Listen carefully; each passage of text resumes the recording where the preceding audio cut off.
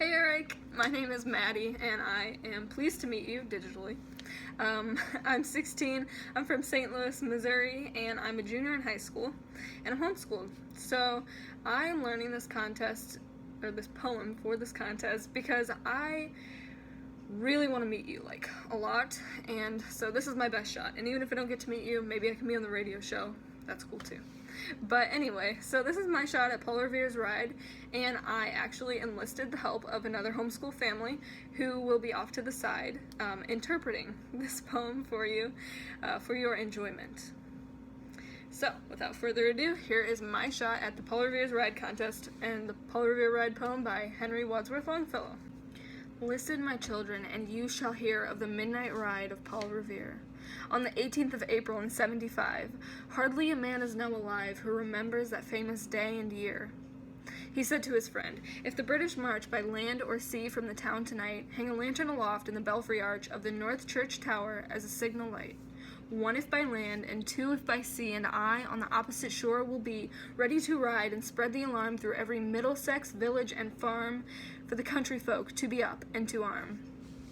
Then he said goodnight, and with muffled oar silently rowed to the Charlestown shore, just as the moon rose over the bay, where swinging wide at her moorings lay the Somerset, British man-of-war, a phantom ship with each mast and spar across the moon like a prison bar, and a huge black hulk that was magnified by its own reflection in the tide. Meanwhile, his friend, through alley and street, wanders and watches with eager ears, till in the silence around him he hears the muster of men at the barrack door, the sound of arms and the tramp of feet, and the measured tread of the grenadiers marching down to their boats on the shore. Then he climbed to the tower of the old North Church, up the wooden stairs with stealthy tread to the belfry chamber overhead, and startled the pigeons from their perch on the somber rafters that round him made masses and moving shapes of shade. By the trembling ladder, steep and tall, to the highest window in the wall, where he paused to listen and look down a moment on the roofs of the town and the moonlight flowing over all. Beneath in the churchyard lay the dead, in their night encampment on the hill, wrapped in silence so deep and still that he could hear like a sentinel's tread the watchful night wind as it went, creeping along from tent to tent and seeming to whisper, "All is well." A moment only he feels the spell of the place and the hour and the secret dread of the lonely belfry and the dead, for suddenly all his thoughts are bent on a shadowy something far away, where the river widens to meet the bay, a line of black that bends and floats on the rising tide like a bridge of boats. Meanwhile, impatient to mount and ride, booted and spurred with a heavy stride, on the opposite shore walked Paul Revere. Now he patted his horse's side, now gazed at the landscape far and near, then impetuous stamped the earth, and turned and tightened his saddle girth. But mostly he watched with eager search the belfry tower of the old North Church, as it rose above the graves on the hill, lonely and spectral and somber and still. And lo, as he looks on the belfry's height, a glimmer, and then a gleam of light, he springs to the saddle, the bridle he turns, but lingers and gazes till full on his sight a second lamp in the belfry burns. A hurry of hoofs in a village street, a shape in the moonlight, a bulk in the dark, and beneath from the pebbles and passing a spark struck out by a steed flying fearless and fleet, that was all.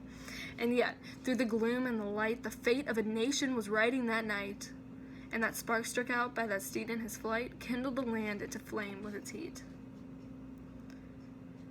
He has left the village and mounted the steep, and beneath him, tranquil and broad and deep, is the mystic meeting the ocean tides. And under the alders that skirt its edge, now soft on the sand, now loud on the ledge, is heard the tramp of the steed as he rides. It was 12 by the village clock when he crossed the bridge into Medford town. He heard the crowing of the cock and the barking of the farmer's dog, and felt the damp of the river fog that rises after the sun goes down. It was 1 by the village clock when he galloped into Lexington. He saw the gilded weathercock swim in the moonlight as he passed, and the meeting-house windows, blank and bare, gaze at him with a spectral glare, as if they already stood aghast at the bloody work that they would look upon. It was 2 by the village clock when he came to the bridge in Concord town, and heard the bleating of the flock and the twitter of the birds among the trees, and felt the breath of the morning breeze blowing over the meadows brown. And one was safe and asleep in his bed, who at the bridge would be first to fall, who that day would be lying dead, pierced by a British musket ball. You know the rest in the books you have read. How the British regulars fired and fled. How the farmers gave them ball for ball behind each fence and farmyard wall, chasing the redcoats down the lane and crossing the fields to emerge again. Under the trees at the turn of the road, and only pausing to fire and load.